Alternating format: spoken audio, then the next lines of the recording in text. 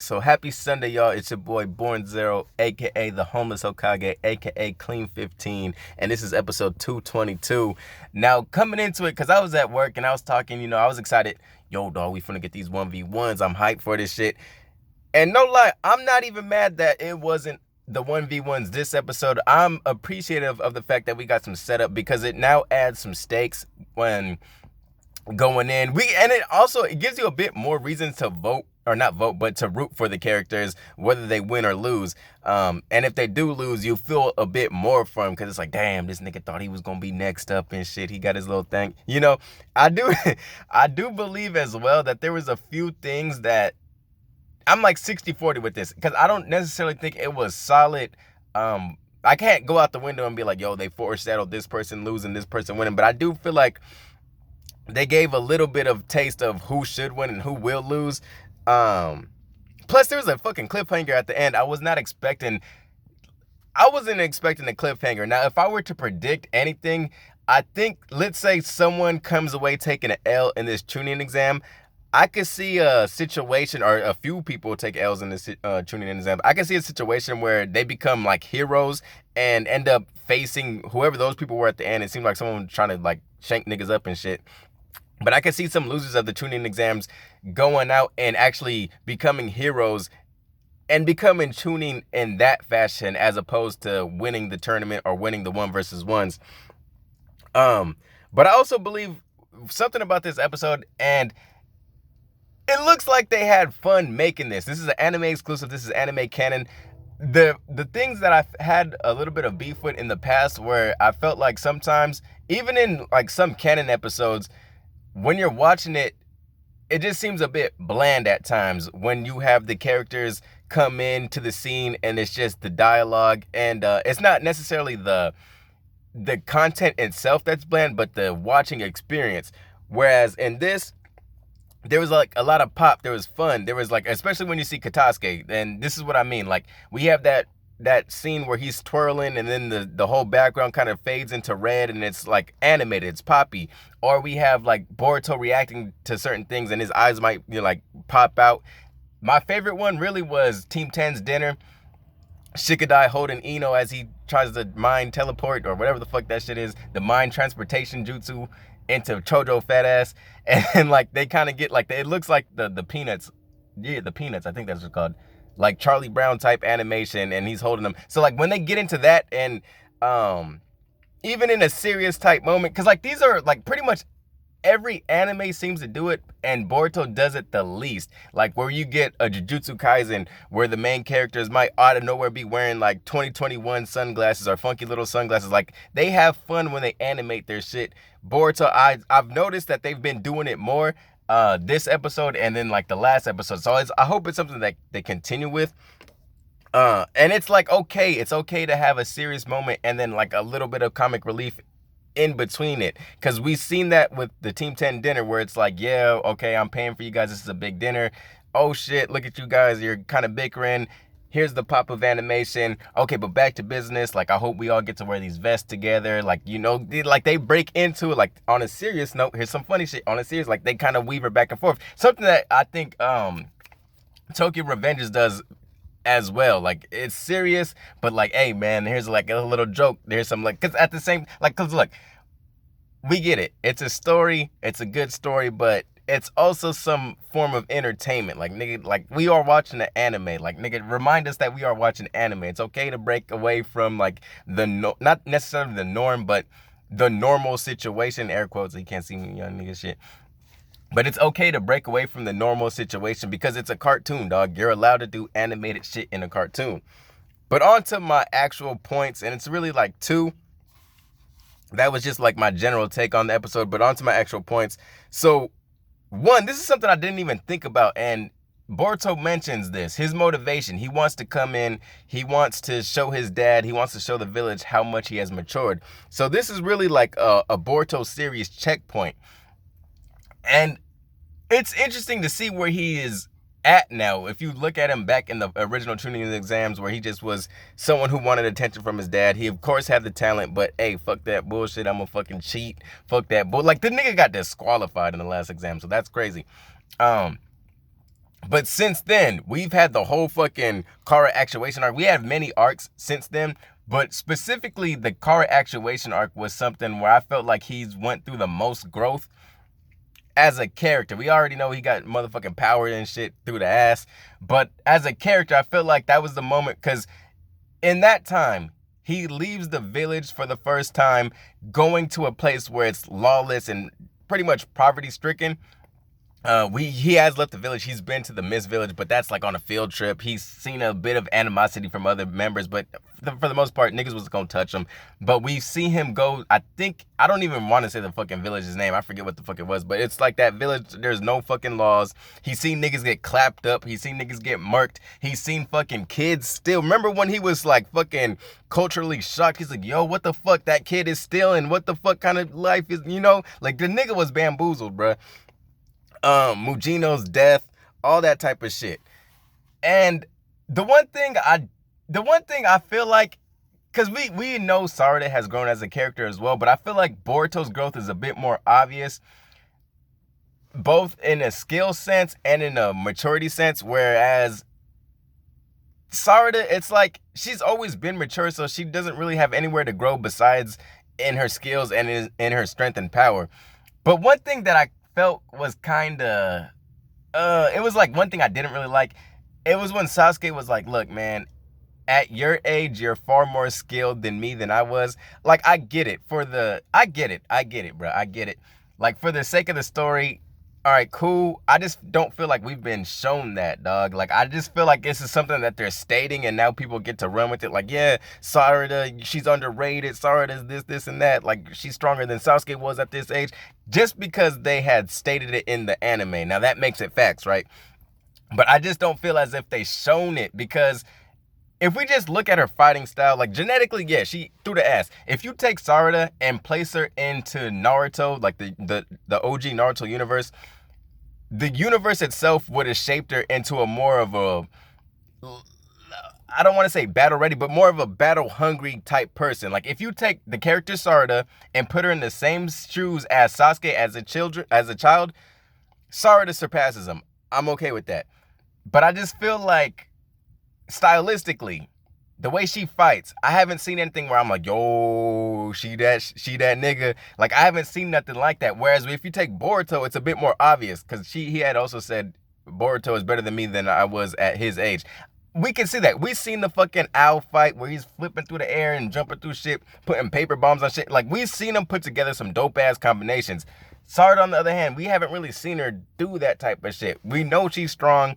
We know she trains hard, but like, her fighting style, like, she don't got no fucking sauce when she fight, bro. Like, she's just like unattractive as a fighter. Like, I haven't came away, like, I've seen Boruto do some Itachi type shit. I've seen Boruto do some young Sasuke type shit. I've seen that. We've seen that. But as far as Sarada goes, I just don't think it's there. So I think it's just like something they put there for the sake of the narrative.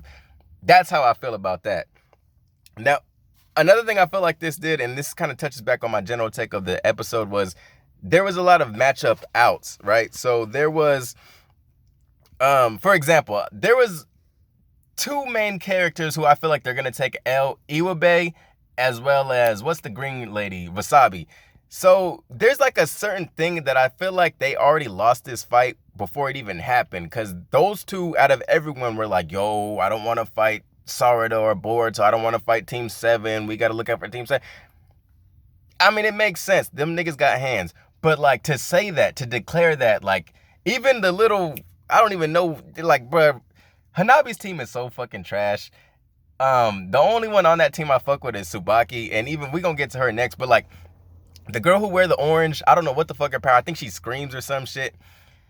She was like, is that really the mindset to have? She was saying this to Wasabi, like, come on, bruh, like, how you gonna say some bullshit like that? Like, nigga, you ain't even fought yet. You already quitting, basically.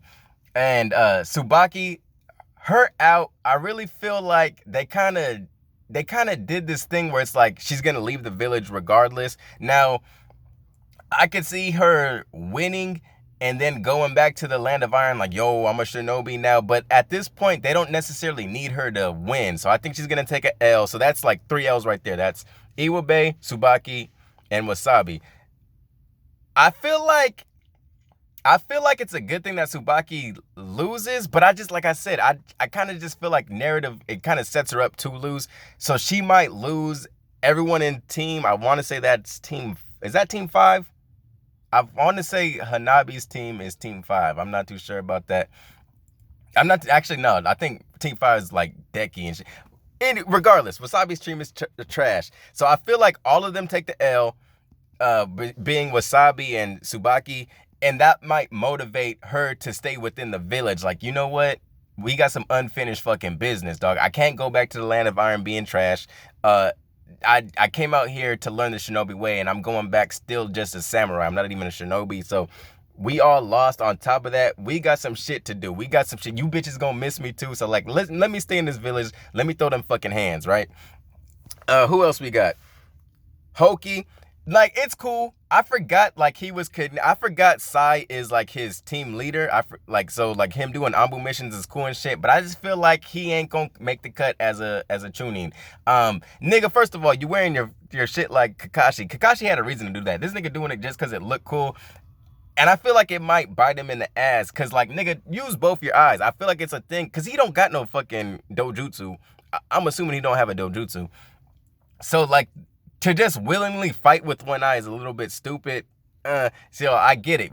I get it. You have an idol and shit, but hey, bruh, I think that's gonna bite him in the ass. Now, honestly, I had Inojin on this list too because we seen him. He's nervous about this fight, right?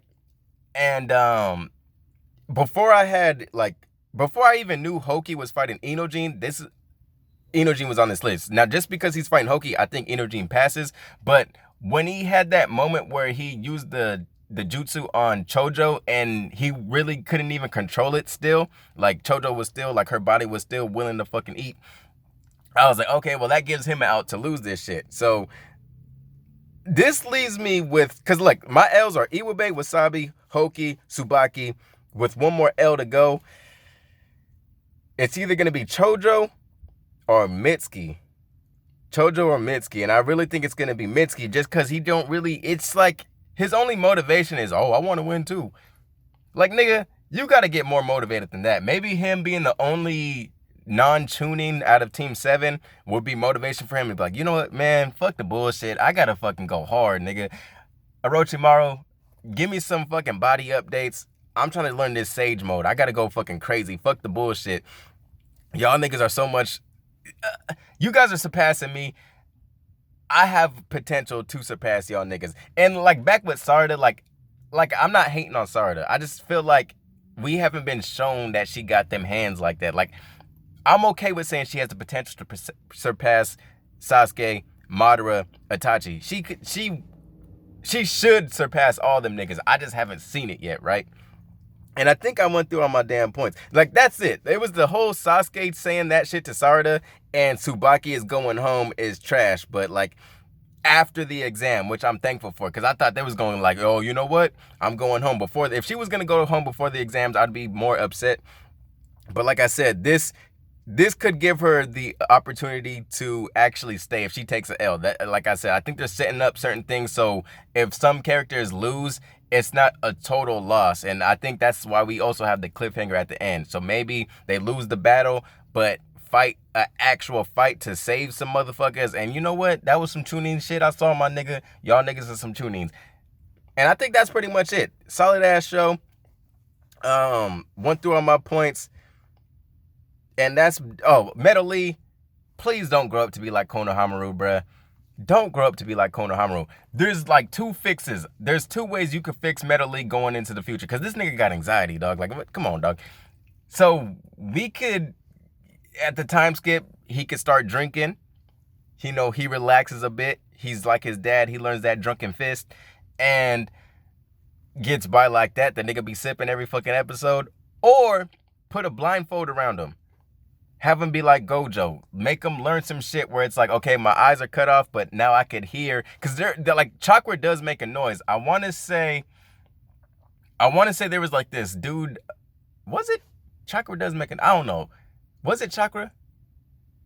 Was it Chakra that made a noise? It was some weird shit that this dude Shinra did where he like put a cloak around his body as an owl. I forgot what the fuck that shit did, but he kind of he could read Rock Lee's movements through that. And I think it's because he could hear the chakra or he could feel it. I forgot what the fuck it was. Maybe it was he could hear the shit because he couldn't see it. I also have bad eyes. So I think he could hear it somehow. Hey, but nigga, at this point, bro, I've been talking too fucking long. Let's fucking go. I'm ready for that next episode. I don't know who's fighting who, but we do have Hoki versus Inojin, so I think Inojin is winning. If Inojin loses to this nigga, that nigga is fucking garbage. But I don't, like, Team 10 is, they're like my second favorite team. And I think there's really only two teams. There's fucking Team 7 and there's Team 10. That's it. So Shikadai, he will be wearing the vest with all his niggas. I think at this point, they could get their own arc. I wouldn't be mad if they had their own arc. They can legitimately get their own arc. And with Shikadai's connection to the Sand Village, their arc could fucking cross paths with other characters, such as Gaara. I don't even remember his son's fucking name at this point, dog. It's been too fucking long. But, like, you know, there's options. We also have Chojo. You know, she got connections in the land of fucking the Hidden Cloud. So I'm gonna leave that shit here. It's 16 minutes. I've been kind of rambling and shit. I'm sorry, my niggas. Happy Halloween. Happy Sunday. Solid ass episode. I'm glad we got this little setup for the, like, nigga, that's how you know. Like, bruh, during the anime canon episode, we get some setup for some real shit. That's dope. To me, that's dope. I can't even complain. So peace. Take care.